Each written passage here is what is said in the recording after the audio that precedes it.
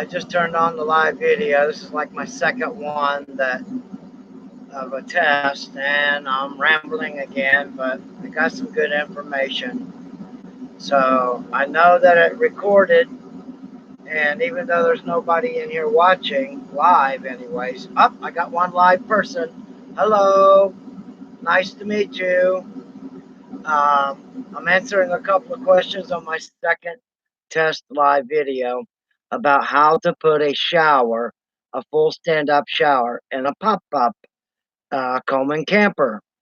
And so I'm going to do a video on how I build it so that the shower in a pop-up camper, because you know the pop-up campers come down, and nobody can figure out how to put a shower inside instead of having an outdoor curtain shower. And when the wind blows, you're showing all your stuff, and that's not a good thing to do in the campgrounds. You could get in a little trouble. Not to be mentioned that you'd be embarrassed. So, um, David texted me on my first live video. I didn't know he was watching, and a couple of others um, sent me private messages on YouTube, and I got a couple of emails about how I'm going to fix the pop-up camper. They wanted to know how I got my roof up when it's broken without having to actually take it off the camper and disconnecting all the material all the way around, canvas and windows and things. So what I did to get my top up was I was able to do like I did when I worked at a Palm Harbor mobile homes, when I was building mobile homes, how we had sliders that after all the builders in there would take my custom kitchen cabinets and my entertainment centers for these house trailers. It would go in on like a crane elevator and drop down inside the trailer with where it just come down automatically like a crane elevator. You know what those are. And drop into the trailer. Then the workers would go around, place it to the blueprints. The roof is the last thing that comes on a house trailer, especially if it's a double wide. And what it does is when it's on a crane way up high in the factory, and then they lower the whole roof down these sliders so it fits on the house trailer just perfect. Well, I did it the opposite way on this vintage Coleman camper, and everybody's amazed. How did I get it up without having to take the roof off? Well, I put 4 sliders on both sides, 2x6s on each corner, and then I went up and took those straps that you can get like anywhere, Walmart or Rural King or any store, and you ratchet and it tightens up. So I went to the top of the boards and tightened those 2 boards up and got them real tight. And I sandwiched them and mounted them on the bottom of the camper. Then to start putting the camper up, the roof, I use this jack here. I do body work and paint cars and do wrecks and collisions. And it's a piston jack to push out frames and parts of the car. You get inside and you push it out instead of drilling holes in it and trying to bring the dent or the message out. Sorry, I'm on my computer. I'm still not over 1,000 subscribers yet to be able to use other equipment without having to go through the desktop. Until I get past that, I can't get past that yet. So I'm hoping I get some more subscribers. I'm close to 600 now. But back to what I was saying, I used that jack on all 4 corners.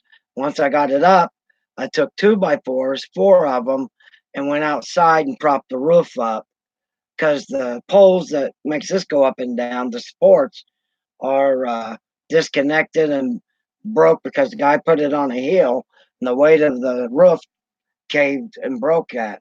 The ones on the back are done. I got these 2 to do up here in the front.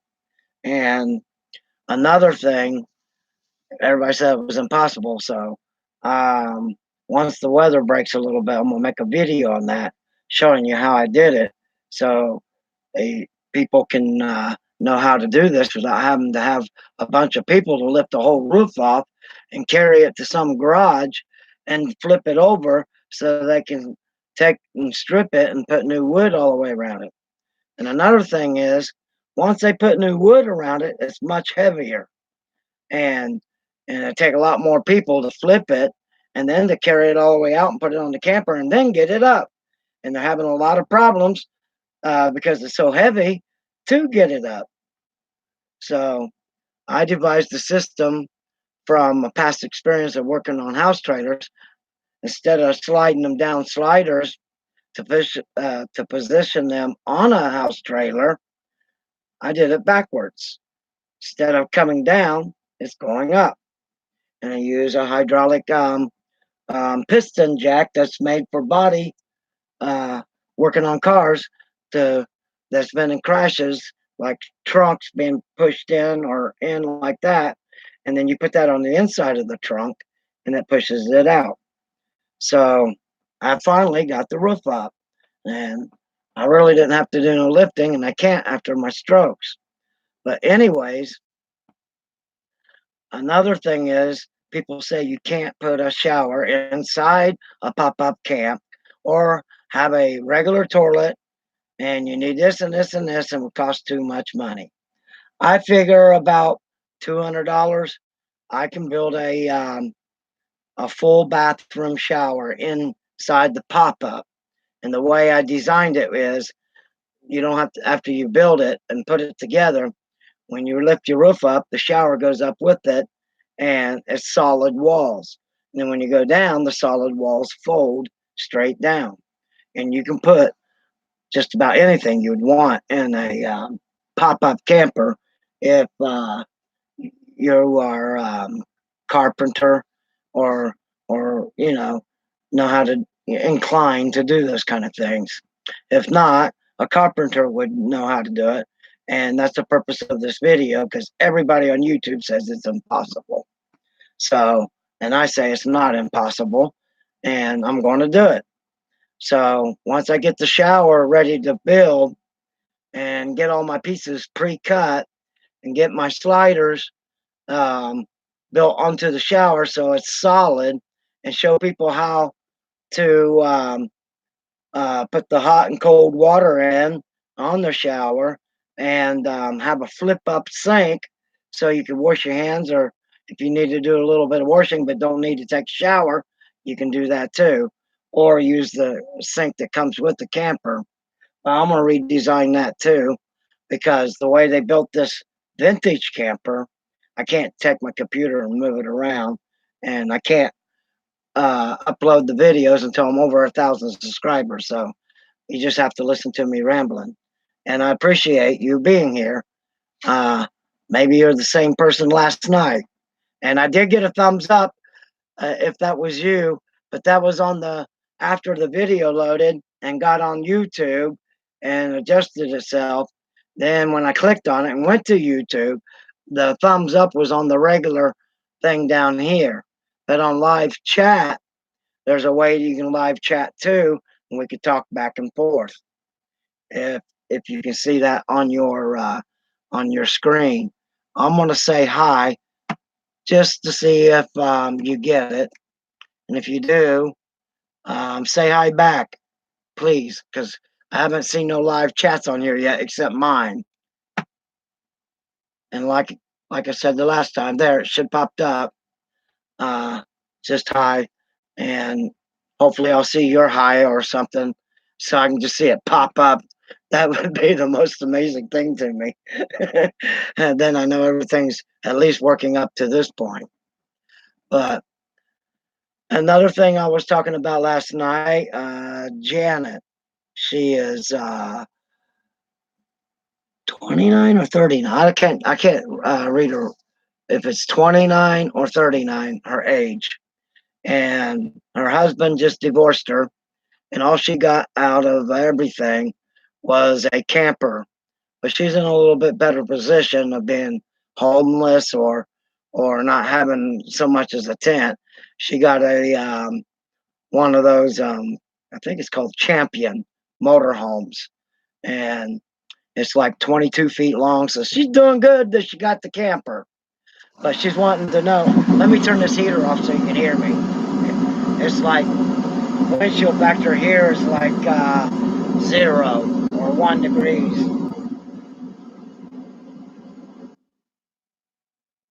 And when it gets chilly in here, I got this big heater to chill it because I got open canvases because I've been working on this camper to get the canvas all button tight and the beds out. And I got to remount the bars that uh, that the little screws that came out of the plywood that they made back in them days or rusted.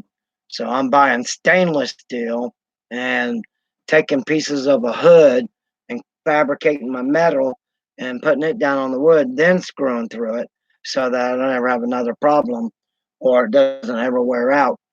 And this 1984 Coleman vintage camper is not bad at all for the age, and not really, there was no leaks on the roof, so that was an added plus. So I know the inside of the roof where the insulation, the foam is, it's dry.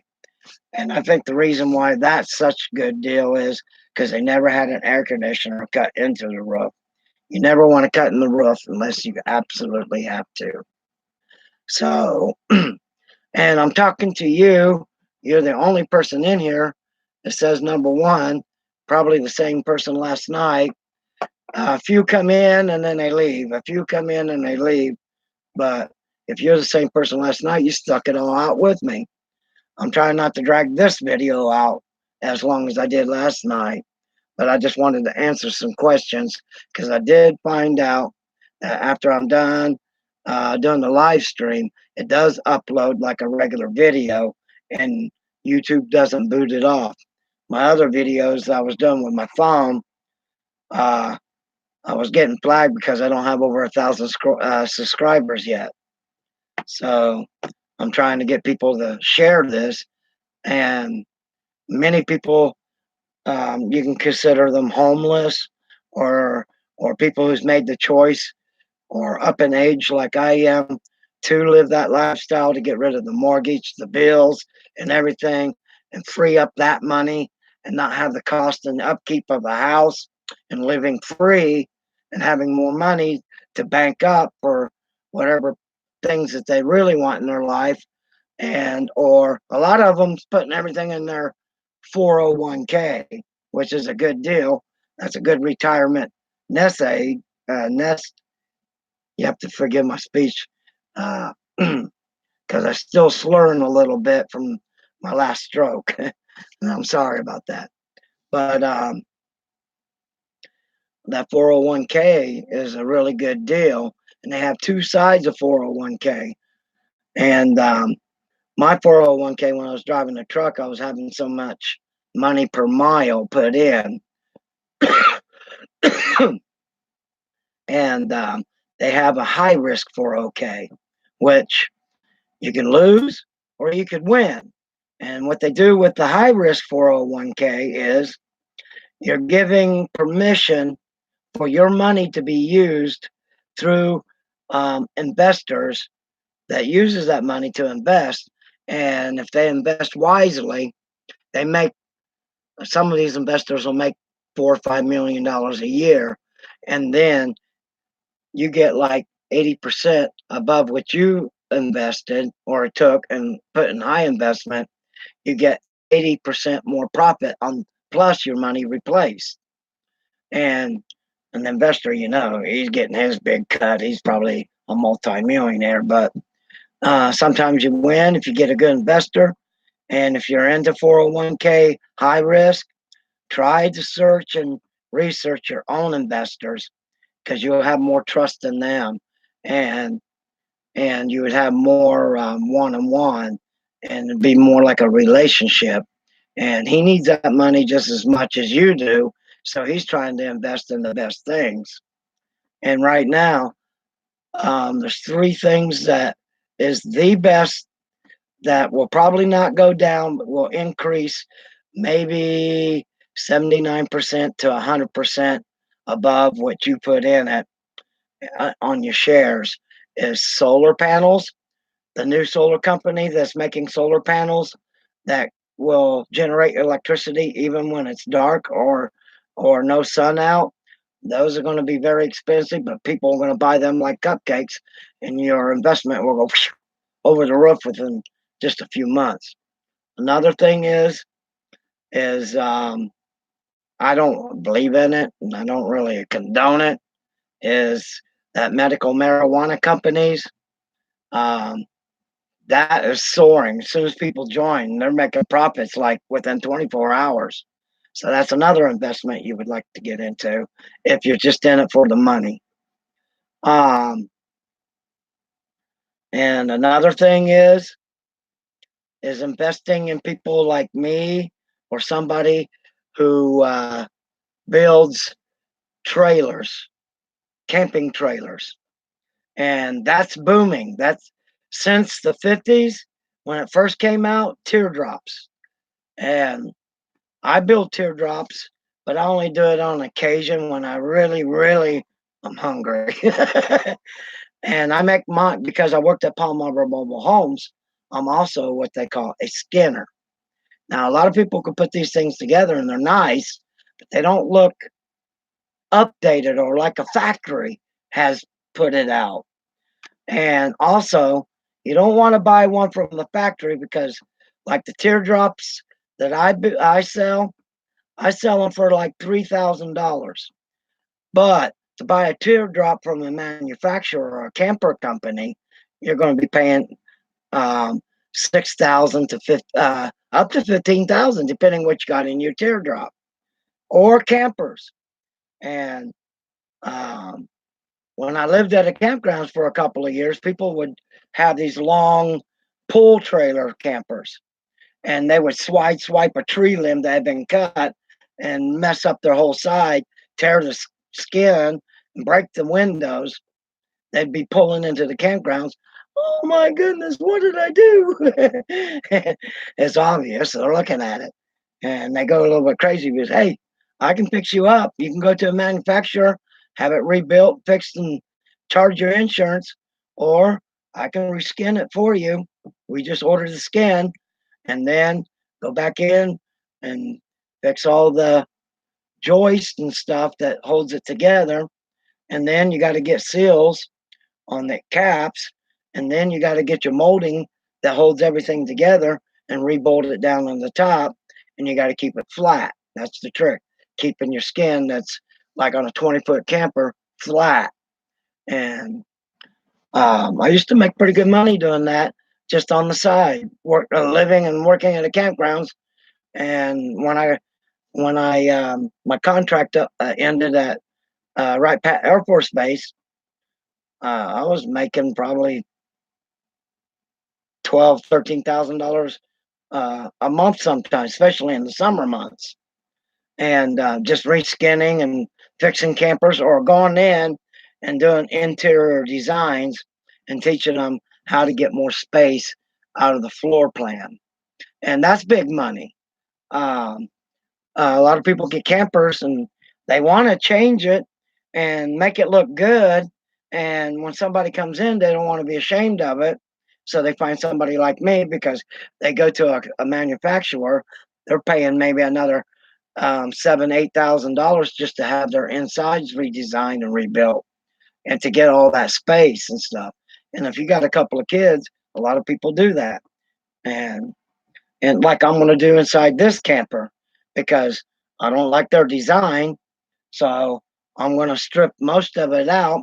I'm going to put a shower in here, a full shower, and and and toilet.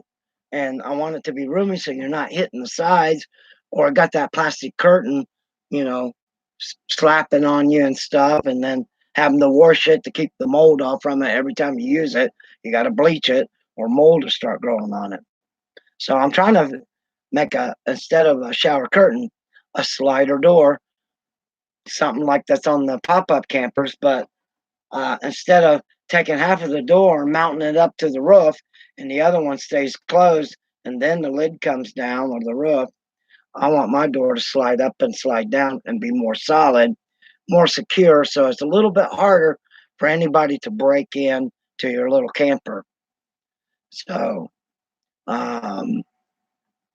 I guess you didn't say hi on the live chat. If you'd leave a regular comment, so when I do end this and I can go back and it gets posted as a video, then I can see if who you are. But chances are you're probably one of my subscribers, probably from Cody. And maybe, are you Lisa? If you're Lisa, I got a message from you, probably off my video from last night, my live video. I want to thank you, and I appreciate you being my one of my subscribers for like 5 years. Uh, I was up to 600 and something, I think 604, and I just looked on it last night when you sent me a message, Lisa. If you're watching, or if you see this a little bit later, um, I went to your video, one of your videos that you posted on your channel, and left you a message because I couldn't get into your YouTube private chat for some reason. So email me back or send me a message again. We need to hook up because you got a lot of good ideas. Excuse me for a minute. But I did get some private chats on YouTube. I don't know how you guys are doing that to me. And I don't know why I can't figure out.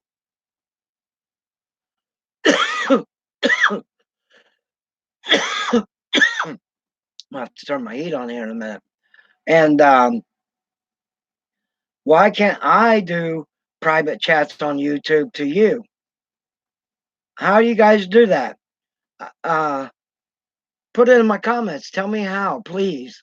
I would love to be able to talk to some of you. Oh, yeah, somebody just sent me I guess it's a private chat, popped on my phone. So if you heard that, somebody just answered me. Woohoo! Somebody's watching. So this excites me. I'm an old man. We didn't have these contraptions when I was young. We didn't have these cell phones. If we wanted to text a girl, and what we did was we wrote it on a piece of paper, rolled it up into a tiny roll, tied a little string to it. At the other end, we put a pebble on it, and we threw it at her window upstairs. That's how we text the girls back then. And then after that, we had to mow the yard for about 3 weeks to pay for the window. So I don't know if you're as old as me and remember those days, or sometimes when we wanted to get attention of the girl who was out there with the guitar playing a song, serenading. I don't think anybody does that these days. Serenading's kind of gone with the wind, probably from the days of the Gone with the Wind. But anyway, um, uh, the questions that I was answering is just the ones who sent me those texts last night, or private chats on my backside of YouTube. I call it the back page, but there's probably a different term for it. I just too old to know what all this terminology is these kids today's are using. I'm barely getting the um, the three letters they put up, and then it means a long sentence, and I'm saying, what does that mean? That's how old I am. But anyways, back to the lady that was wanting to know how she could put a pop-up, or uh, or get her pop-up roof up. That's what this is part about. I'm answering them live, and whoever's on here, maybe you're that lady, or just somebody that's popped in here and listening to an old man ramble about living off grid, how to put the money in your pocket. I'm also teaching how you can live on $20 a week of food and be full.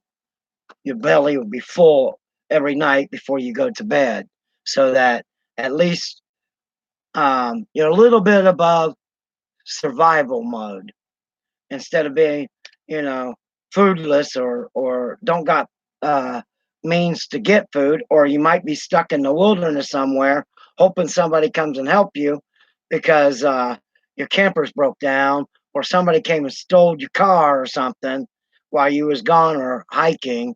I'm getting a few messages about that, and somebody, um, Letitia, yeah, Lu Tick, no Tica. That's Letitia.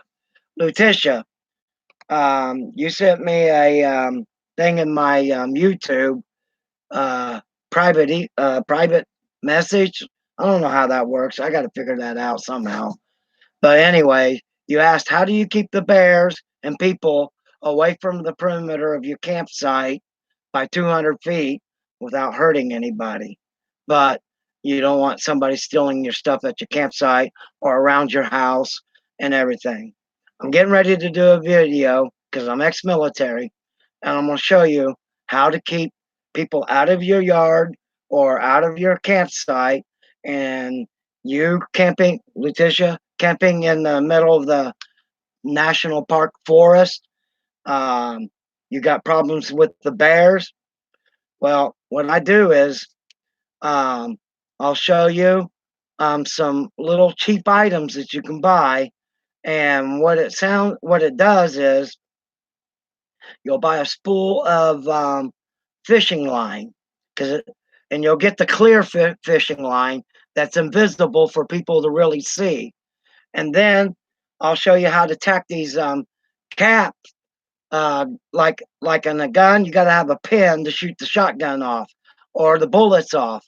Well, these are the same principle, but they're made so that you can nail them to a tree, and on the bottom it has a ring, and then you tie your fishing line in the perimeter around your camp in the national forest, and you can use different kinds of what I call caps. They're like shotgun shells or bullets, but there's no actual lead bullets in it. It's just powder. And then when the cap does come off, it sounds like uh, military grade um, M50 or M16 or Marlin 3030. You can make them sound like a 44 Magnum. There's different caps. Just like when you was a kid playing with cowboys and Indians when you was little, and you had those guns. If you know, and somebody's playing the Indian, somebody's playing the cowboy, and those caps would come in a row. It's the same principle as that. The bears wouldn't run from those, and so with the chamber thing that you can get and put a ring on it, I'll teach you how in my videos that are coming of those of you that are subscribing. And hi everybody. I just seen more people joining me listening to an old man ramble about off-grid living, how to free up your money and how to generate money fast living a nomad or van life or a campgrounds, how to live cheap and to get yourself up to the level that you're trying to get. And for those of you that likes to do it full time and live free, that's what I'm about. So, and this Coleman camper, those of you just jumped in, I'm teaching how to build this camper, how to lift the roof without having to take it off and flipping it over and then stripping it and then putting new wood in and then figuring out with the new wood your roof is too heavy to carry to put back on the camper, and you got to get like 10 people. So I teach how to do sliders and not have to take the roof off with a canvas like in here. And I've already showed on this video, so once it gets uploaded as a regular video, you can go back and watch the beginning. So hi to all you people. It's good to see you all coming in and checking me out. So as I was saying, you can buy these shells pretty well much at any place, like Walmart. Uh, you don't want to buy real bullets. You can get hurt or hurt a bear or hurt somebody. You don't want to use real bullets. They're called blanks. And so once you put your fishing line up on your perimeter, somebody trips it or a bear trips it, it'll sound like a shotgun if you want it to be that loud. If you're around campers, you don't really want it to do that. There's other alternatives than a loud blank. But like Letitia, you're living in that national forest right now in a pop up, and you want to know how to keep the bears out of your food and breaking into your camper, and you're wanting to learn how to keep the animals from messing your campsite up or attacking you. And living out there in the wilderness, you got guts for being a woman single living out there in the middle of nowhere. Me, I've watched too many Freddy Krueger movies, and I'm scared. But yeah, you can do that, and you won't hurt nobody doing it that way. But if you use real bullets, you could hurt somebody and yourself and the animal life, or even if it's a boogler, you do not want to use real bullets. So these chambers are part chambers that would be like inside of a shotgun or a gun. And then when somebody trips it, the pin trips in there and sets the blank off and makes the noise. And then the bear's going to go running. And that's how you can keep them out. So text me back, and I will either make them for you and mail them to you, or I'll teach you on the video that will probably be a couple, 3 weeks away before the weather breaks. And I'll show you a demonstration, and I'll put it up. Like I'll put one on my porch, and it's just a 22, like a 22 pistol. It's not loud, but it's loud enough to scare a person. And it's just a blank. And you might be working or somewhere or not there, and somebody's trying to break in your house and they trip that, they're running. So the boogalers are running. And so send that a private message thing you did on YouTube and tell me how you're doing that, because I want to do that, because a lot of my subscribers are just emailing me because I haven't been on YouTube for so long. But thank God they never left me. For ever since I had my first heart attack, they've stuck with me all these years. And I, to me, it's like they're my family. Everybody, my subscribers, they need to know something better. My channel's all about paying it forward, helping somebody, taking what I have learned up here in 60 years of my life and trying to help you. And times are not getting any easier, and they're going to get a lot worse. And so a lot of my ex-military training and my medical training, medical schools and stuff like that I've been in, and I specialize in viruses, airbornes, how to keep when a virus comes and becomes a pandemic like the corona is now doing, and it just now entered the United States. I think last night the CDC reported a couple of deaths, and now they're starting to quarantine cruise ships, won't let the people come off, and airplanes that are coming from China to here. I think the government stopped them cold. The way I listened to the CDC reports, and Ebola just broke out, and um, and they can't contain this one like they did in 1980, and then they covered it up. And part of Ebola, that chain of Ebola, was called AIDS, and they took the Ebola RS-21 strain off and just called it AIDS. And the government made people think it was all because of sex, and it can be transferred that way now. But I'm going to teach all of that. I'm going to teach when that pandemic hits how to not catch this airborne virus. A lot of people don't have the money to buy the respirator masks, but that doesn't help because it gets in your ears, gets into your system. You got to scrape or cut, it'll get into you. Your eyes are open, so if you don't have like swimming goggles, they'll get in your eyes and get into your system. And but all viruses, not to get off the camper situation, um, all viruses can be killed. All cells can be killed. And believe me, I got in trouble because I was killing cancer cells.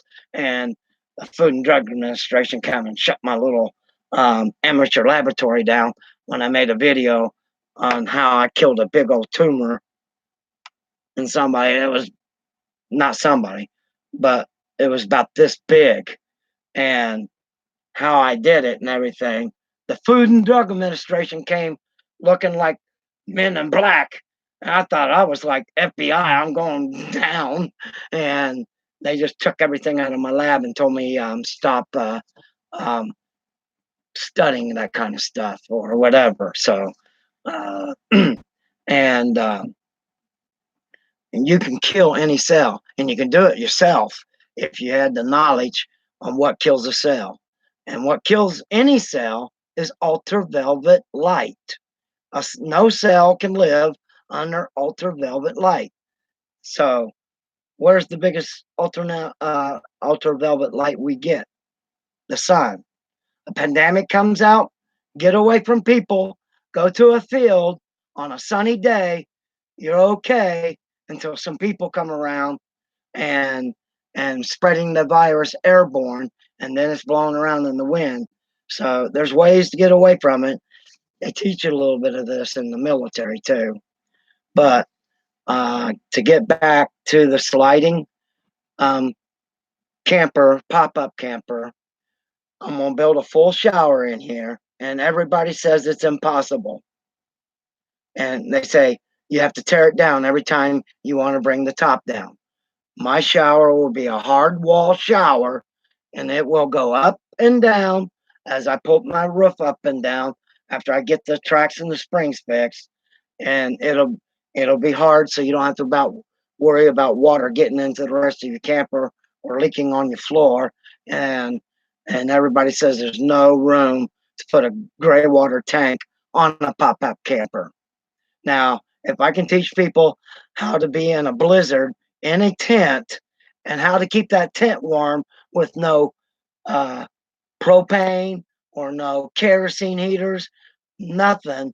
I teach people how to keep their tents warm by an earth bed made of rocks, and then how to build on top of it so you're not roasting from those hot rocks.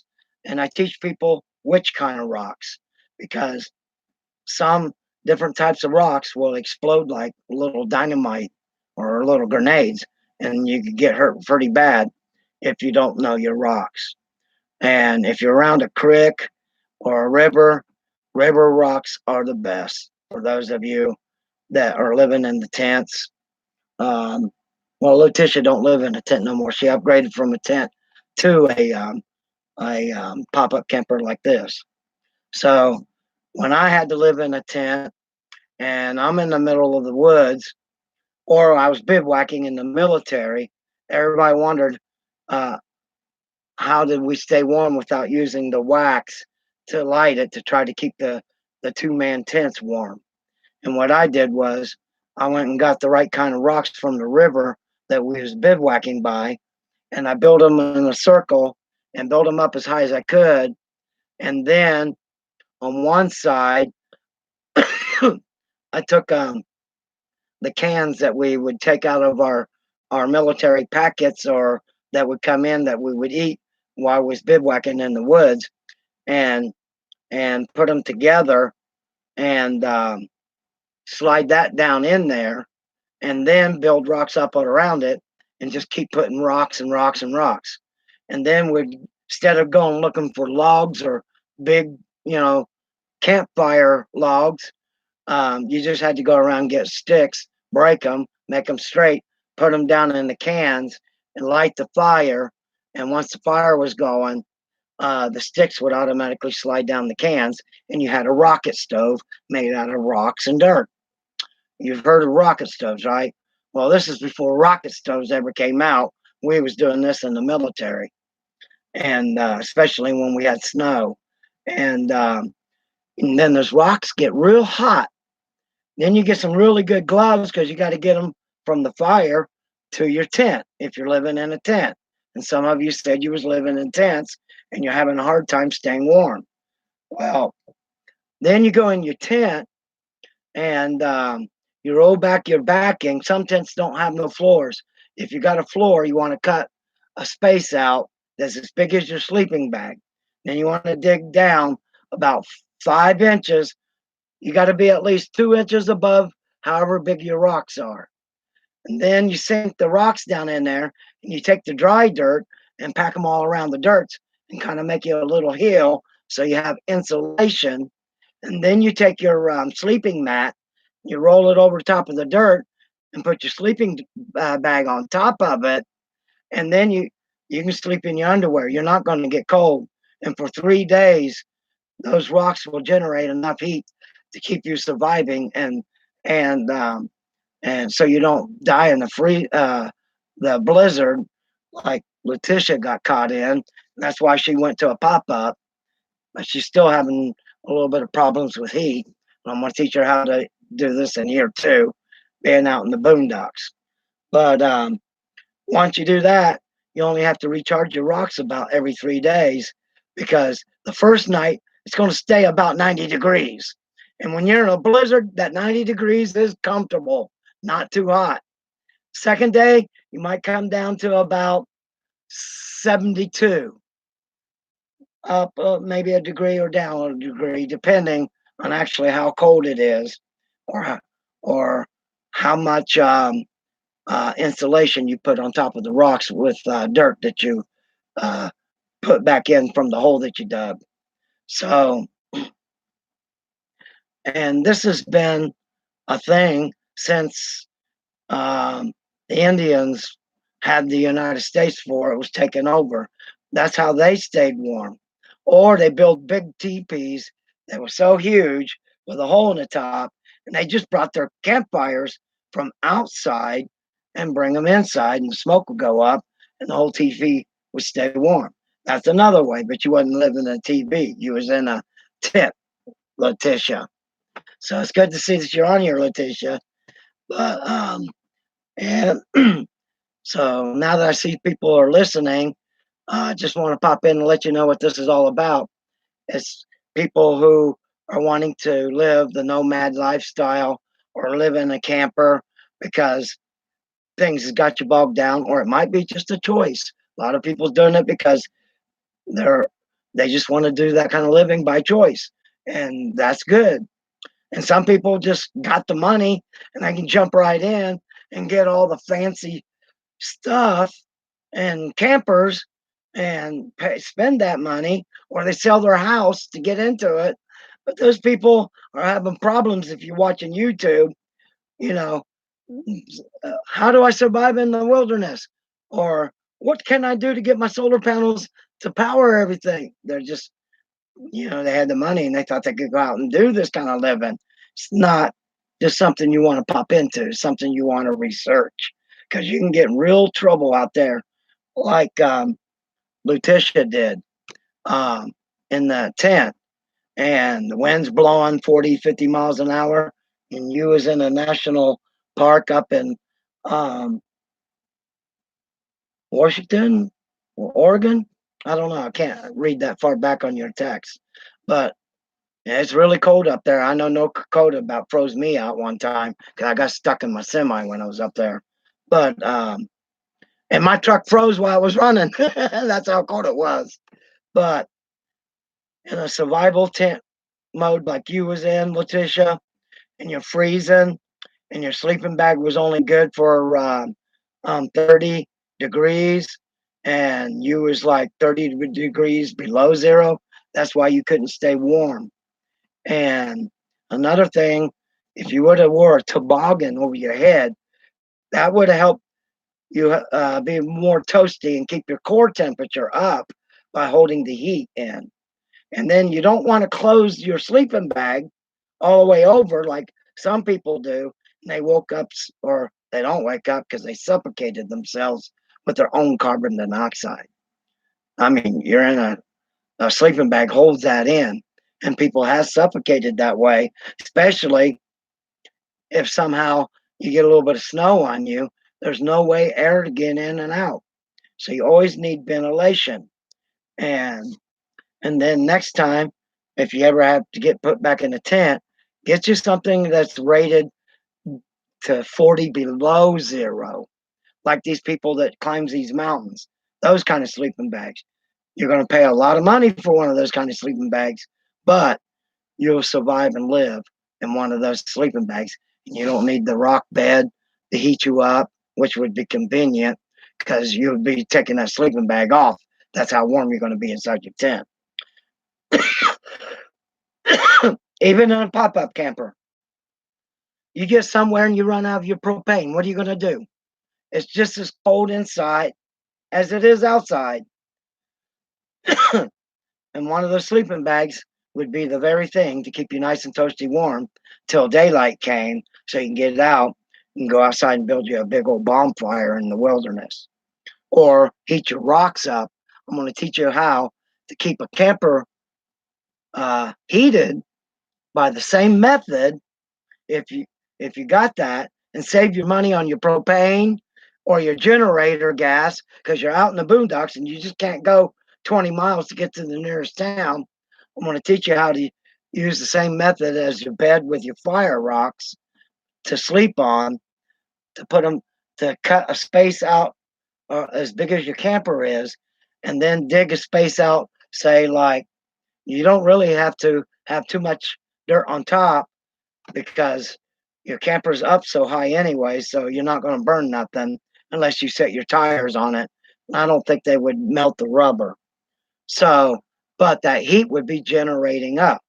So once you had that big bonfire turned into a rocket stove, the way I show you how to do it with rocks, and then the heat goes through all those rocks, moving all around because they're all packed together. They'll get hot very fast with that makeshift earth ground rocket stove. You heat all those rocks and you spread them all out in the square you cut out, and put a thin layer of dirt over it just so it holds the heat in. The heat that comes up is going to heat the whole bottom of your floor in your camper. And the only thing you really got to do if you really want it 70, 80 degrees inside and it's 30 below outside is take the snow that's around after you get your rocks in there because it'll last about 3 days being hot, and you take the snow and you keep throwing it up into your camper and you pack it all around your open area of your bottom, and that creates a skirt all the way around naturally, and the heat stays in. And you think it's going to melt. Technically, it won't melt. It would take 2 or 3 days for it to melt, but it will become solid ice. So to dig yourself out, if you want to hook back up and get out of the wilderness, when you get yourself fixed or your axle fixed, or somebody comes out there and fixes it for you, I'm too far away. Sorry. But then you're going to have a pickaxe because that's going to be like an igloo.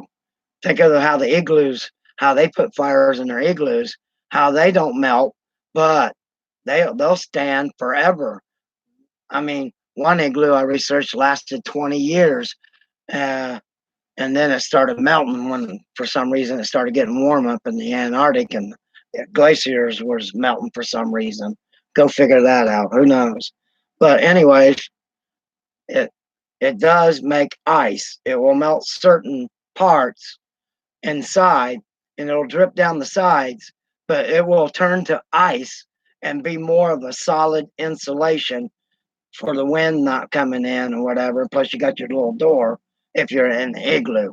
But in your tent situation or your camper situation, that's the principle. You don't want to build an igloo over the top of your whole camper. If you're that energetic, I'd like to meet you. I'd like to see a video of that. But anyways, that's how you can survive 30 below or colder. I want to teach you about a history lesson. Have you ever, when you was in school, studied what they call the Donner Pass? Uh, the story about how the ones that did survive, how they survived, and how they were trying to live in covered wagons and everything. I mean, they could have survived if they would have used that principle, heat the rocks up, because it was just right beside a river. They had plenty of water, If they would have just brought a bunch or had the knowledge back in them days, as cowboy days, so they don't have this kind of knowledge like we do today. But if they had did like I just told you to do with your camper, dig around there, build those uh, fireplaces with rocks, river rocks, and the right. You don't want to use limestone rocks. You don't want to use granite rocks because you could blow yourself up. You got to have hardcore river rocks. It's been laying around in the river, and then you want to pile them up with the cans or a regular rocket stove thing you can get off of eBay, slide it in there, build the rocks around it. Instead of having to look for logs, get you a bunch of sticks, easy to carry, and load yourself up and put a handful in there. They're about this far out, and then you don't have to worry about feeding the fire. As they burn, they just keep going down and burning, and and then the way you build it, it goes down under the ground, the air sucking in through the rocks and pulling that heat out and getting much hotter. The only thing you got to worry about is getting the rocks from there to your earthbound. If they would have did that and with those covered wagons, and dug them out from underneath a couple of wagons, threw those rocks in there, put a layer of dirt on there, and then took snow. Instead of sleeping up in there where the canvas was, trying to stay warm, they stayed on top. They didn't. They didn't know that so far down, if you dig, is freeze level, and after freeze level, the farther down you dig, the warmer it gets. But they only had to dig this much, as big as their covered wagons were on Donner Pass back in the cowboy days, and threw the rocks in there, put a thin layer on there. Instead of sleeping on top, take their canvas and put it down and around to keep the heat in. They would All those people wouldn't have froze to death. Simple, simple common sense. And I can't get over Donner's Pass people. If you've ever read that story, why didn't they do that? Didn't they have the common sense to go to the river, get those rocks and build a big bonfire, get them hot, put them under there, put insulation. And even if they didn't want to take their canvas off, they could have took the snow and built a wall around and left a hole in the end there. And they wouldn't even have to wear their coats. It'd be so toasty warm. All those kids died. I mean, when you're survival, you got to be smart. People panic, and that's what kills you. They get scared, and they panic, and they they die. After you panic, you're catching hypothermia because you ain't already. Instead of not panicking, you haven't prepared to save your life. So if you get to the stage past your panic and you don't start then, you get hyperthermia. Don't care. Don't matter how many layers of clothes you got on, you're going to get hyperthermia because your body core is going down and down. And if you don't have no water, you know it's inevitable. You've seen it on TV. You've seen it on news. Hikers get lost and die of hyperthermia, but they got woods all around. They got rivers and rocks everywhere, and a lot of them died with a bic in their pocket. You know, a bic. If you got a bic, you can survive. Anybody can survive. So I'm not mad at you, Letitia. Does it sound like I'm mad at you? No, I was just talking about these Donner Pass people. I got your text on my phone, but it's not coming on my channel.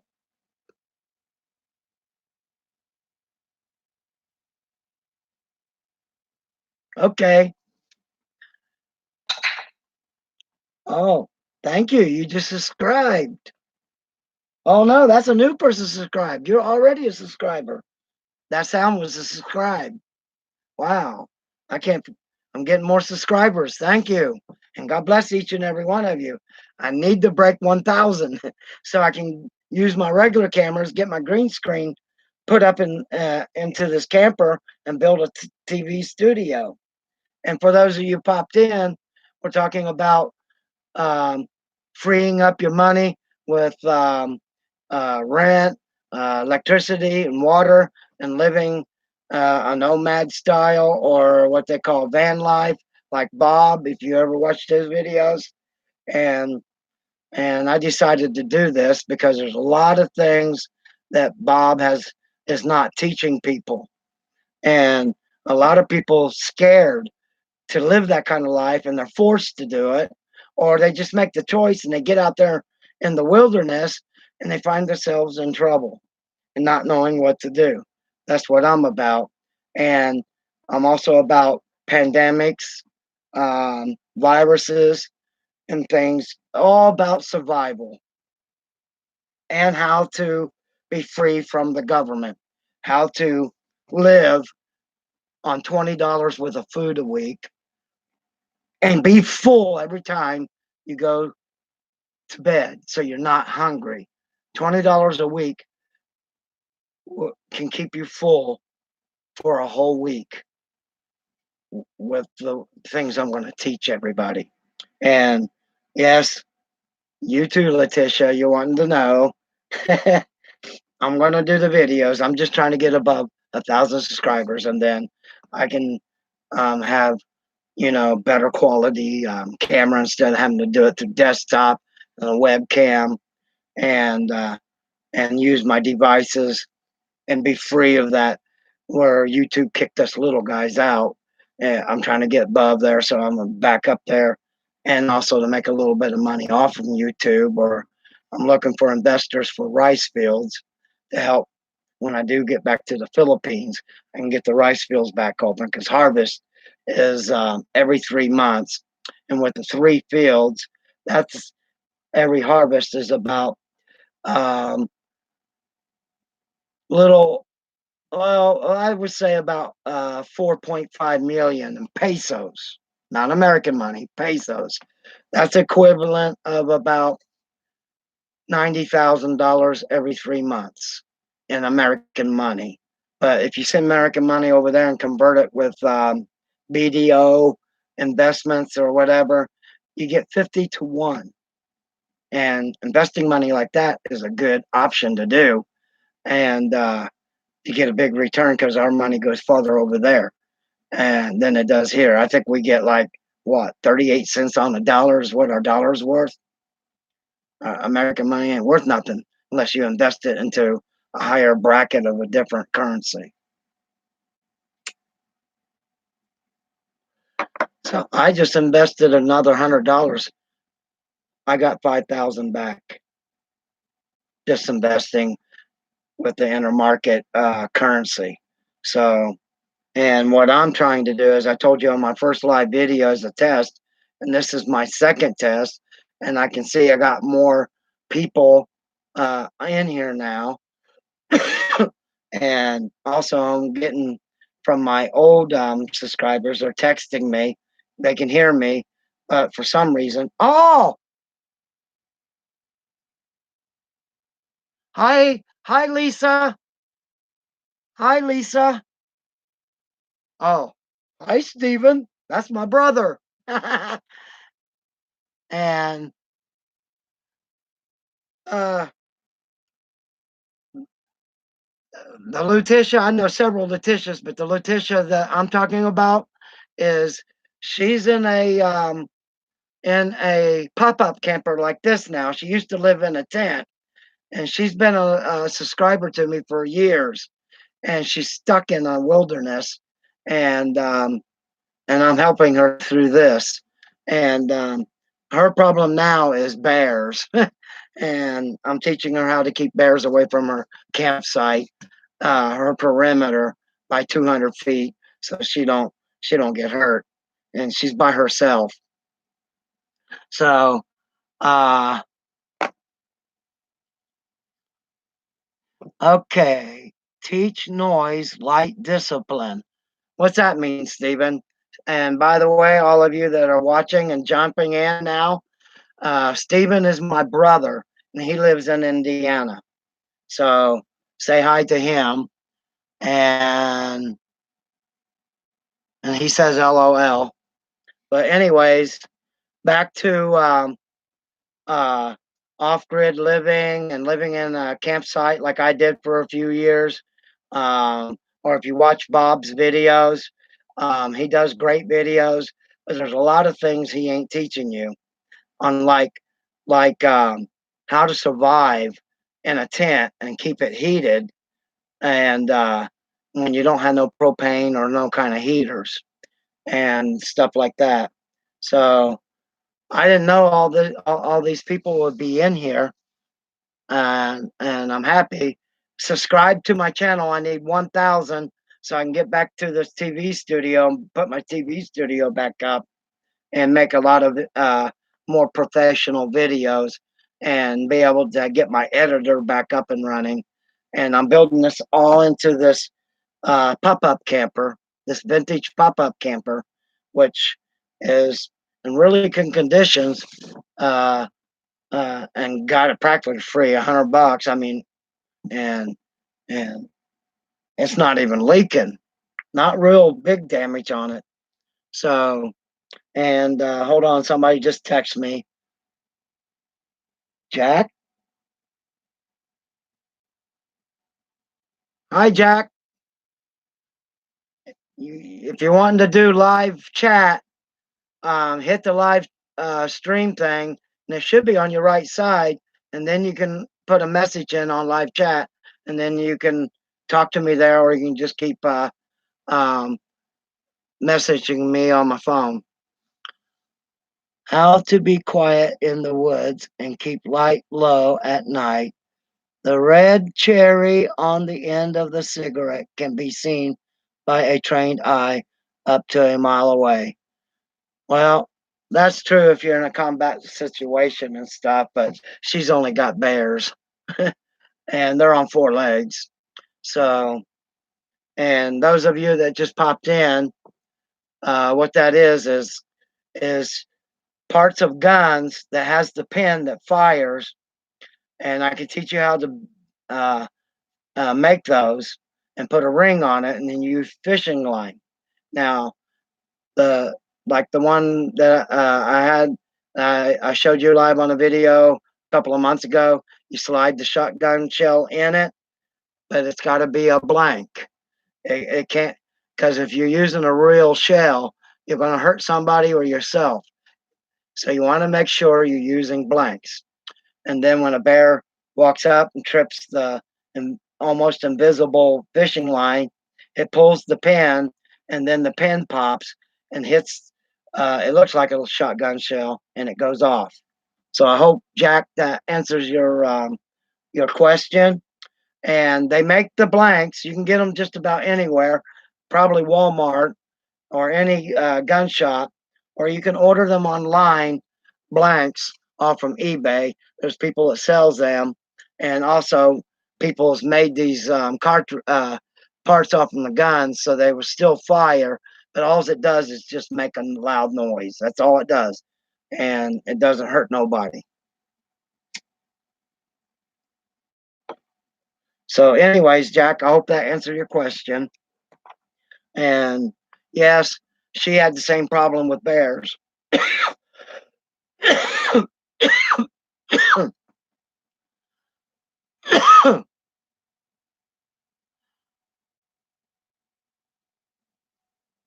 I hope I answered your questions. I didn't type it in. And then, okay, that's all. I think I've answered everything. So I hope I helped you.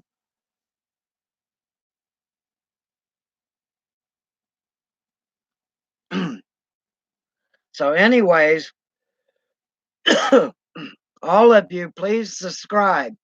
Once I get over 1,000 subscribers, I can go back in and make a little bit of money off of YouTube and put more um, videos out, more professional, make them pop like you see on YouTube, like Bob and all of them, uh, and everything, and have a green screen behind me like I used to.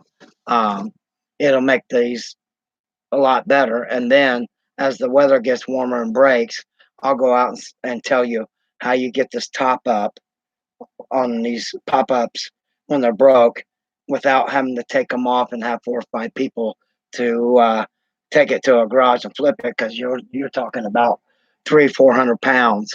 And then when they do rebuild them upside down and recut the wood, and they're using 2x6s and heavier wood, so when they go to pick it up, they go, uh-oh,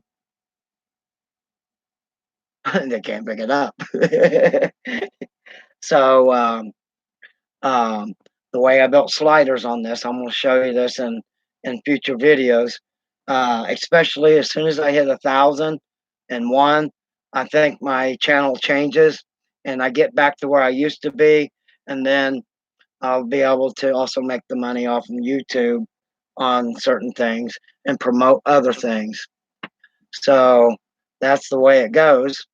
And this YouTube, it don't have a time on. Oh, so I've been on here for a little while. If anybody's got any more questions, please put them on there um, and everything. So and I'll answer you even when I go off stream. Um, my video will automatically be loaded up as a regular video then, and it won't be live chat or it won't be live video where I can answer you live and direct as soon as you either pop on my phone or on live chat or leave a comment below. So be sure to subscribe, hit the bell so you can see how I'm fixing this roof, reattaching the gears and the cables and the springs, and fixing these posts that whoever owned it before me, where they broke off and the roof fell forward and off the camper. They managed was able to get it back on there and was able to tow it to me, and then I built the sliders, got the top up, and it's been up for 2 days. And I finally got the door where it will open and shut now. And I'm going to also teach people how to build a solid door that doesn't break in the middle, and you have to fold it on the roof when you go. So I'm gonna teach you how to do that. There's a way to do a door solid, and it's more secure than having to play with that flimsy two-stage swinging two-door doors, because that's a pain in the neck, especially if you're in wind. So I'll show you how to build a solid door and not have to take it off the camper when you lower it. So I'll teach you all how to do that too. And then eventually I'm going to turn, if I keep this camper and don't go to a motorhome, which I'm wanting to so I can pull a cargo trailer and then have my tools and garage with me, then I'm going to teach people how to make these hydraulics, where you just take your lever and click it on, push a button, and it just goes like that instead of having to sit there and crank it. And I think it was Jack. You also said, how was I going to fix the crank on this? If I keep it that way, I'm going to weld an extension, 3/4 extension bar to the shaft itself. Then I want a ball socket, swivel socket, same size. Weld weld that to the extension bar, and then on the little gun I got, little DeWalt impact gun, I'll put it like that and do the same thing I did with my scissors jack, my big scissor jack that will lift a 3 or 1/4 ton van where I lost the crank. So I just go up there and my van goes up. So um, I made a video when I did that, and I'm going to post it as soon as I have a little bit more time. So, and oh, got some more. Wow. Hi, everybody. Thanks for stopping and listening to an old man ramble about how to survive and live. I got to leave this run for a minute because it's like only like 28 degrees in here right now. So it only takes about 60 to 30, well, 60 to 90 seconds to put it back up to 90 degrees. And then about a half hour later, it kicks back on. So it'll kick off here in a minute.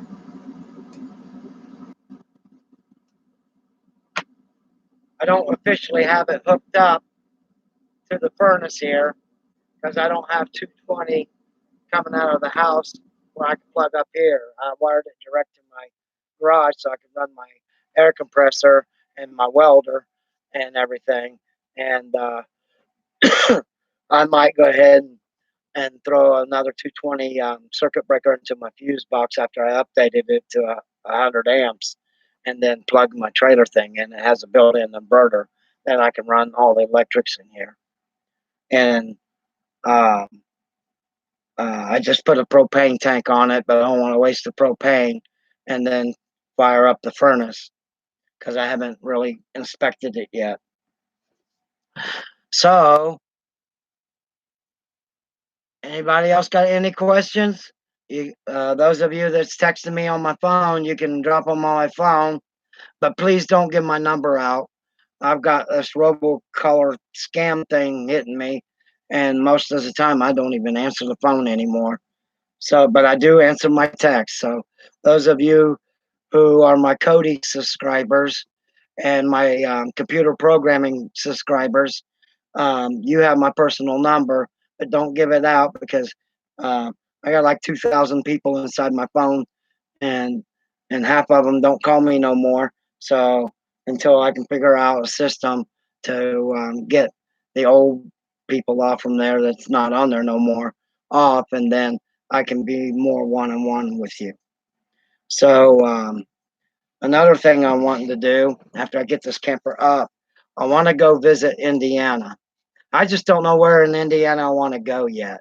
So maybe somebody would probably uh, leave me a live comment and give me some suggestion where I could go camp a couple of weeks, maybe a month, and put up my camper and somewhere in Indiana and not at Jayhawk campgrounds. I about drowned there.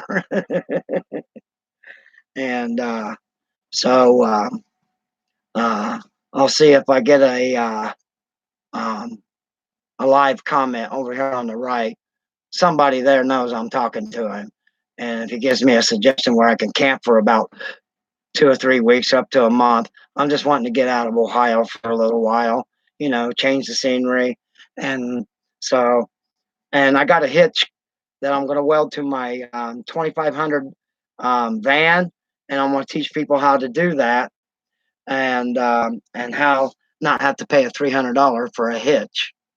So I got one. I got to go to Springfield, Ohio, to pick up next week, and then I got to wait for weather so I can lay on the ground and clamp this thing where I want it welded and make sure it's in line, and uh, then I'm gonna put my U-bolts on, but for added security and to make sure nobody ever steals it, I'm gonna weld it to my frame, and I'm gonna do a video of that. And I got a couple of girls that's going to come, and once I get above 1,000 subscribers, they'll be actually holding my professional cameras, so I'm not having to hold a camera and weld at the same time, trying to have a welder's helmet on, and I'm under a van. And I'm going to use that new scissor jack thing that I made, where I can just go put it up on blocks on the other side, put it up on blocks, and not have to worry about having a big old gigantic jack with me. Oh, also, oh, I have an acre and a half running water, electric. Hello, that sounds like a very good campsite. How much is it going to cost me to stay there in this camper for a month if I come up there? So let me see over here in live comments, bro. It's my brother. All of you probably figured it out. It's my brother. He lives in somewhere in Indiana, about 2, maybe 3 hours from here. But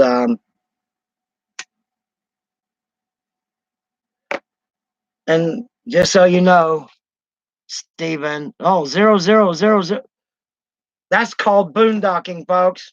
Did you see that? Look over there. It cost me 000, and there's a dot in there. Oh no, there's a dollar sign in there. um, those of you boondocking, that's the best boondocking. That's called free. So that frees up money to have more money in my pocket, and and I can have a little bit extra conveniences in my camper, and bring my dogs with me, and they might have a place to run. So I'm going to give the male dog away. Any of you that lives around me and around the Dayton, Columbus, Springfield, Xenia area, If you want a really nice um, Australian Shepherd, it's about half Australian Shepherd, and the other half I call him Mutt. So it's a really nice dog. He don't bite, but he's a really good guard dog, and he loves to sit in your lap. And that's his favorite thing is being with you on your lap. And I'm gonna give that dog away. So um, I got two dogs, and after this last stroke I had a couple of months ago, um, I can't handle him. I'm losing my balance with him. He's so strong, and I don't have the money to get a dog cage, outdoor dog kennel. I already started building dog houses, but it's still too cold to put these dogs outside. I mean, they're used to being warm all the time. So, and they're a good house dog and pretty well much trained in the time that I had them. And it's a brother and sister. I'm keeping the sister because she don't pull me so much. And soon as my family in the Philippines sends me some more of the roots and stuff that I need each time, my left side's getting a little bit better. And the last doses I got, I couldn't feel half of my head, and I still can't feel the side of my face, and it feels like I've been shot with Novocaine, and like getting your teeth pulled. It still feels like that on this side, and my left eye kind of drags a little bit, but hey, uh, with age comes beauty, right? So, and so I've got some um, roots that comes from only from the Philippines and Brazil, and what it does is it gets rid of clogs in your arteries. It just dissolves them naturally. But Food and Drug Administration don't want you to know those secrets. Trust me, I already been in a fight with them. I got some more messages. Let's see. Also, I have care. Oh no, same messages. So, anyways, I think I might start doing this as soon as the weather breaks. I'll be on every night showing videos of what I've already, just to recap from the beginning. If you just jumped in here or you're watching me on my phone or your phone, um, just to recap, it's about off grid living, about how to live free without having to pay money for your campsites and things like that, and how to be safe, how to guard your stuff and protect your stuff when, say, like you go to a city and that's your answer is to take your camper with you and go one of these boondock sites that's a little bit more known to the public and a lot more safer and a lot closer to towns and things like that. And you go get you a job because maybe you want to move to Arizona, and you can camp free anywhere in those Arizona, anywhere. But you don't want to camp anywhere within 10 miles of the fence, the border fence. You don't want to you want to be 10 miles out or further from the border fence all the way down the south, and preferably north of I-10 is your best campsites, safest. But if you got a job that you're changing jobs, and that's why you're in a camper or or motorhome, um, be sure to click back because I'm going to give you all the GPSs to a lot of the more safer sites to go to. And you can also watch the videos from Bob. Bob does great. He's been doing this for years. He teaches excuse me. His channel basically is more about design, which mine's going to be a little bit, but mine's going to be more sophisticated than Bob's to get more space in your living space and different kinds of technology, like having a full-size stand-up hard wall bathroom and a pop-up. Everybody on YouTube told me that's impossible. Watch me, subscribe, and check mine out because mine will go up and down. And when it's up, it's a hard wall. You can pound on it. It's not going to be made out of plastic, uh, like in the windows on this thing. It's not going to be a shower curtain. Although I might use a shower curtain till I get the door built so that it'll go up and down because I want a hardwood door too. Because I watched that movie called Psycho, and that scene where they walk into the shower. I've always had a fear of that since I was a little kid. I want a hard door. You don't know who can pop into this camper. So um, it can be done. I did it when I built house trailers, Palm Harbor mobile homes. I learned a lot of stuff there, a lot of designing, and at and then living at campgrounds, reskinning campers where they swiped their whole side of the camper with trees and gushed holes and broke the windows.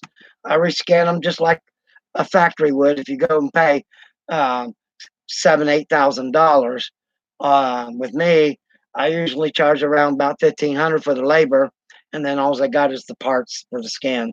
They go to the camper dealers, order it. It comes in FedEx, and you got it within 2 days. And then I'm out there working on rebuilding the frame and everything that they broke, and then I jack the trailer up where it's sideways, so they get all their stuff out of the camper, so it's not falling, and then I prop it up, and then I roll the skin out. It's already uh, made for that camper, and then I reskin the camper on the side, and then I put the windows in, I seal them and everything, and then before I uh, put the camper back on its wheels, I take a big old heavy garden hose and I just let the water guzzle over all over the whole side to make sure water doesn't leak in. And then I put it over, and then I reconnect the roof to the side itself and put the molding back in and the flashing. So it'll look just like a factory did it. And, and if they do it, they're getting about $4,000, and that's profit. Then you're going to pay for the materials. Me, you buy the materials, give me 1,500, and I'll lay it out just like that. And just like we did have house trailer roof, I'll teach you how to build the sleeves, and if you're putting your roof on, it'll just slide right into place. But if you're taking it up, it'll hold it in place, so you don't have to like do all these things that you see on YouTube. They're taking the whole freaking roof off, disconnecting everything, and then they're having problems trying to remember how to put it back together. You don't want that headache. Build your sliders, strap them to your trailer, and get a piston jack like this. Let me turn my computer around.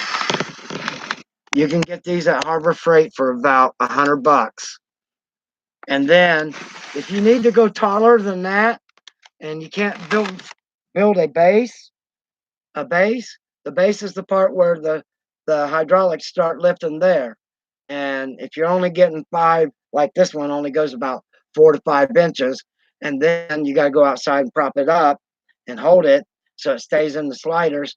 Let the jack come down, build a higher base so you can get another 5 inches up.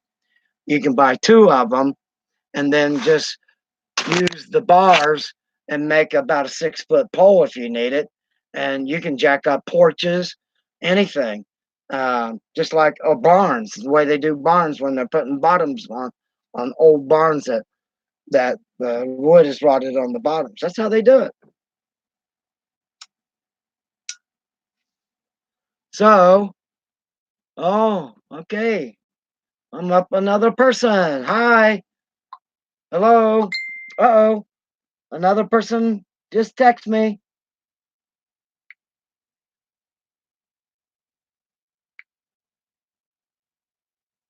I'm gonna voice type this one.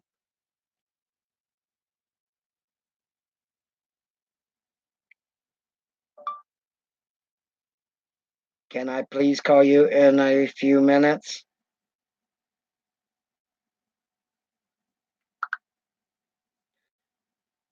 That question, the reason why it's not coming on my YouTube channel on live video is uh, maybe language, or maybe not a subscriber. I don't know, but you can send it to me on YouTube.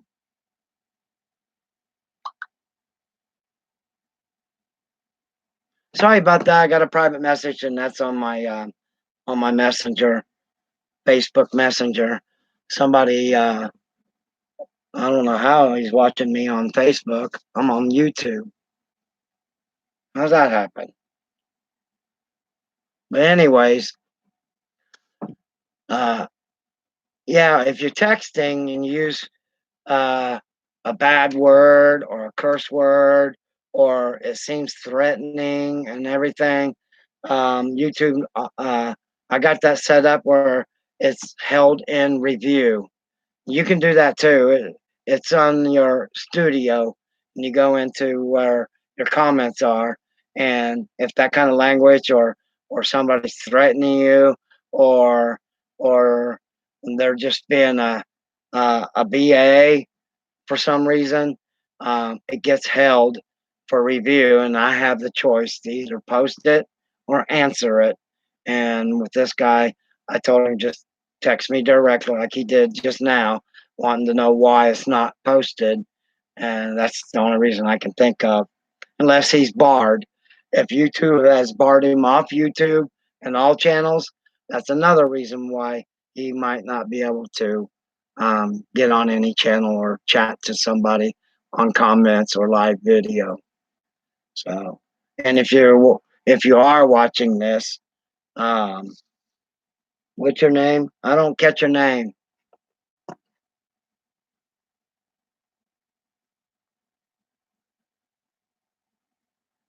Mark. Hi, Mark. Hope everything's okay with you. Um, I just sent you a text direct back, and tell me how you're watching me on Facebook. I want to know. That's impossible. I'm on YouTube. So, anyways, we'll go from there. All right, everybody. I've been on here rambling and talking about all this and that and giving you information.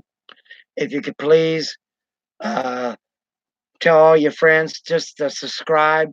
I mean, you can unsubscribe after I get the 1,000 plus subscribers if you want to. That's up to you. But if you could just help me out, get get all your friends to say subscribe to this guy. Get me up over 1,000 so I can use better cameras and make better videos, make better clarity, and and make mine at least a little bit better than Bob's. He's always outdoors, so I understand. He's a good guy, and I'm not knocking him in any way. Um, I've gotten a lot of information from him, and some of his people that subscribe to him is subscribed to me and talking to me and asking different kinds of questions that he don't really cover. He's more about design. What's it look like in your camper? How did you design it? How much did it cost? And how do you poop? That's basically his biggest things, showing the campers and stuff. And a little bit of information on how to stay safe or where to boondock and stuff. So, excuse me, it's real cold in here. And uh, for the content that he does, he's got a lot of followers and he does a good job. So you can go watch Bob's videos. It's called The Van Life. Mine's called the Underground channel. And I'm changing it around and rebuilding it just for these things that you've heard me talking about. So, unless somebody wants to leave me a live comment that's still in here, or those of you who are chatting me live, and the one dude that's says he's watching me on Facebook, uh, you can go ahead and continue chatting me. But I'm gonna get ready and shut this off, call it a night, or I might warm it up and just um, maybe play some chess on my computer with this um, guy that lives in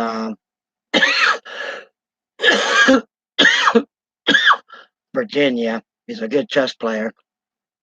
I might do a couple of games with that. Just warm it up in here, and then the heater doesn't matter if the it drowns out my sound or whatever. And I do got a little bit of fumes in here because if I open up the vent on the roof, the heat goes out along with the fumes. But with all the cracks, I figured it'd go out a little bit faster. So that might be working on my throat a little bit.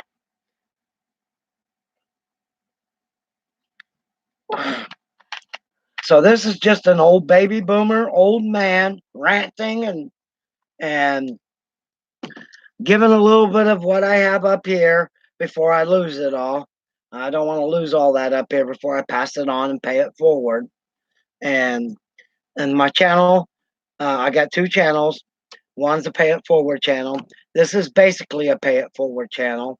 So if you got knowledge with your wisdom and you've discovered something new that you can do in bivouacking or whatever, leave a comment and let me know your ideas and share and subscribe, please. I just need to get about 300 and some more people, and then I'll be over 1,000. So I'm getting there, and some of them, so a lot of my subscribers been with me more than 6 years. So they've been very, very loyal, and I try to be loyal to them. So I'm gonna get back on YouTube. I'm gonna be regular again, like I used to, but my content is changing to something that's more dear to my heart. And I'm all about getting away from the government, cutting the cord, just like I cut the cord with satellite cable. And I still get over 2,000 channels, and they're free. And I'm going to start teaching that stuff again. But Cody, those of you who are watching that are my Cody subscribers, I'm done with Cody. It's obsolete. It's up and down so much, and it's hard to keep running, and it buffs a lot, and I was getting over 1,000 uh, people wanting help every single night, and it just got too much for me. And I'm just one person. If I had a team working with me, I would have kept it up. And I stopped working with the devices because they don't have CPUs built in them. So I use a USB chip and turn a file chip into a working um, mobile app that will work inside the chip. But the USB chips, there's certain kinds that have speed processors in them, and that makes your Kodi run a lot better through a PC than going and buying these boxes. And then another thing is you got to keep clearing cache all the time and errors. And it's just a lot to keep Kodi going. I mean, in its time, it was the perfect thing to have to cut your cords with cable companies. But now there's other programs I can put in there. And excuse me, I'm really cold. Um, Other programs that works much better than Kodi. And the people that's running these things are much better than I don't think I ever buffed on these programs. This is my last cigarette, and then I'm going to cut this off.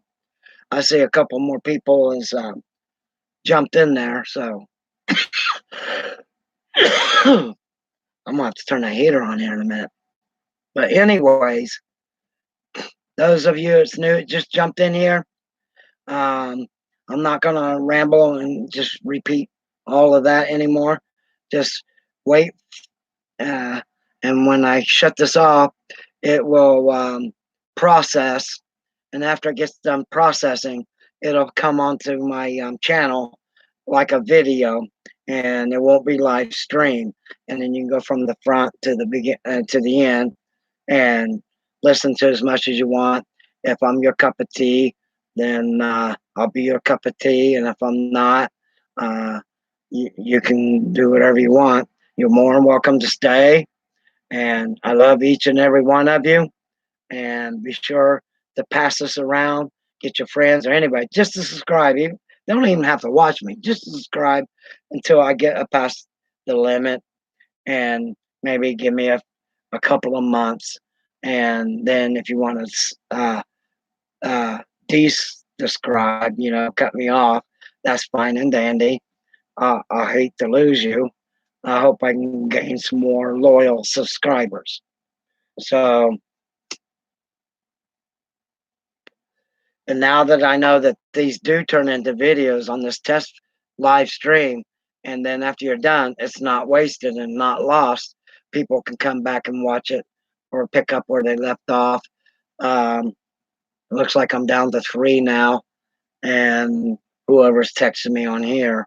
So it's starting to slow down. I don't even know what time it is. Oh my goodness, it's 9:30. I'm missing Star Trek. So uh y'all have a nice night. If you got any questions, as soon as it loads back up, the live chat probably won't be working.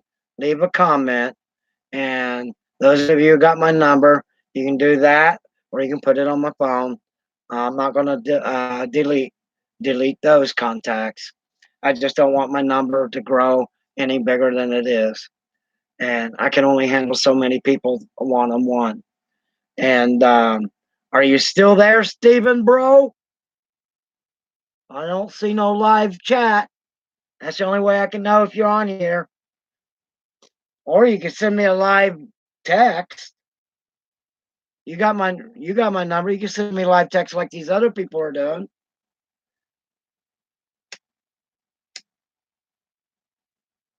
I'm gonna stay on here just for a couple of minutes longer, heat this place up, and see if I get any live action from my brother. I don't know if he's on or off, or he could be out walking the dogs or doing number one. I don't know. Number one, did you hear me?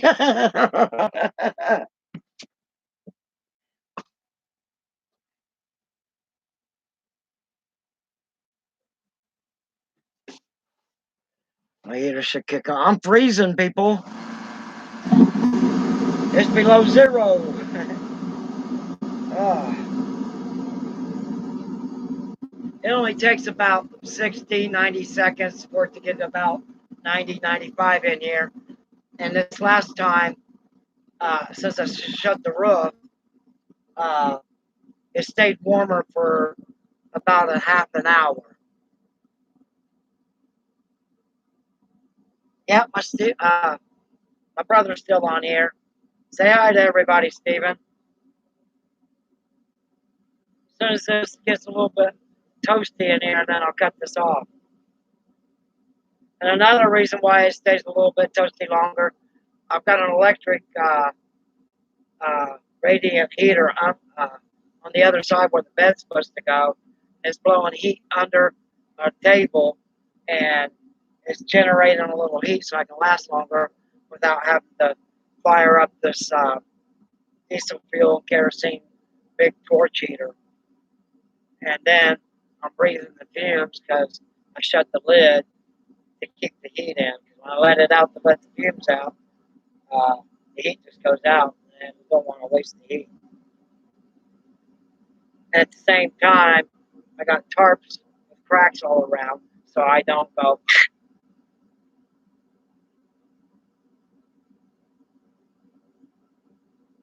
I'm not dead, not yet.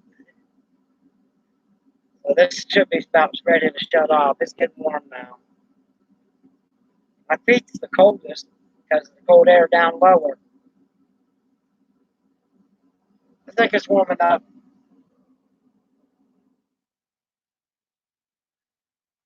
It is kind of loud. Was it real loud? Somebody tell me. Was that too loud where you couldn't hear me?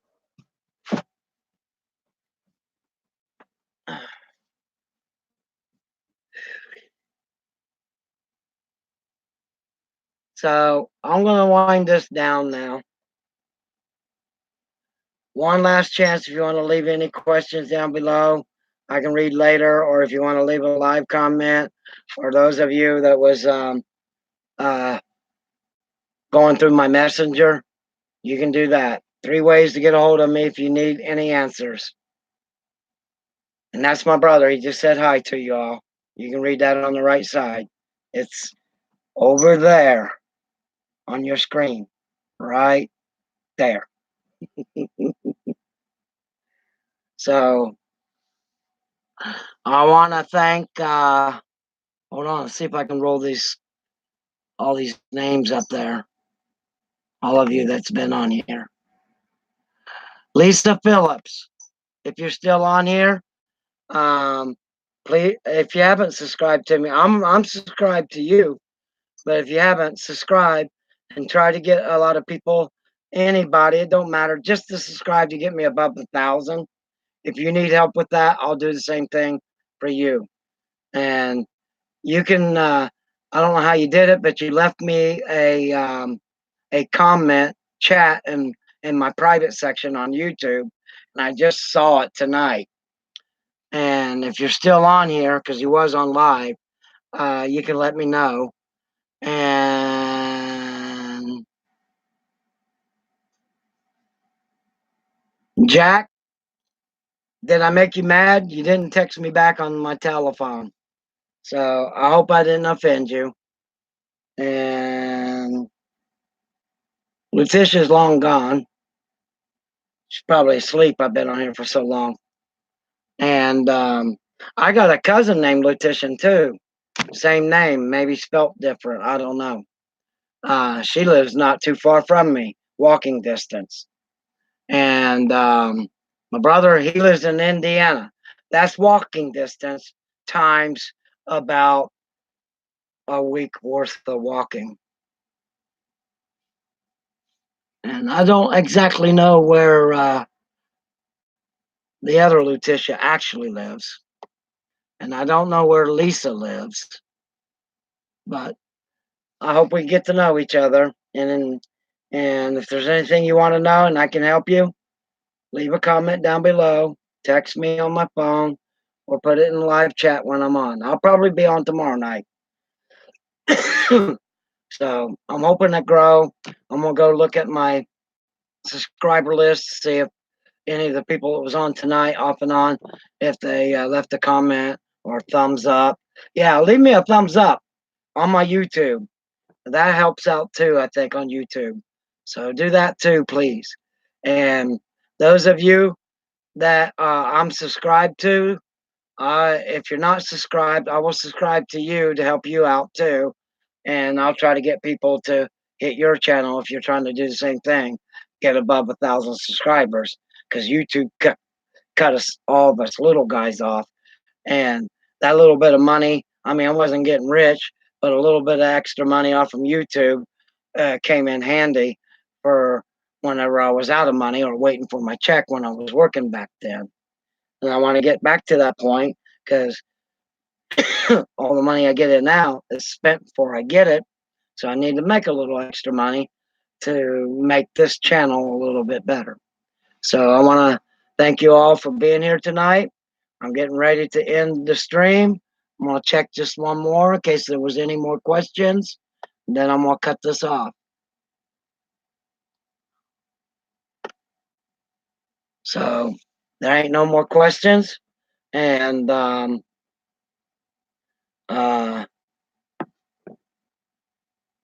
I hope I helped you, Letitia, out there in that where you're at in the National Park Forest. Be safe, and if you need any help, I got some trucker friends that lives around there, and maybe if you can't find somebody tomorrow, let me know. I will send somebody there, okay? And or get you some help if you need that kind of help. But don't have me calling out everybody if you don't need it. I don't want to look silly. So and God bless you and each and every one, and you all have a good night.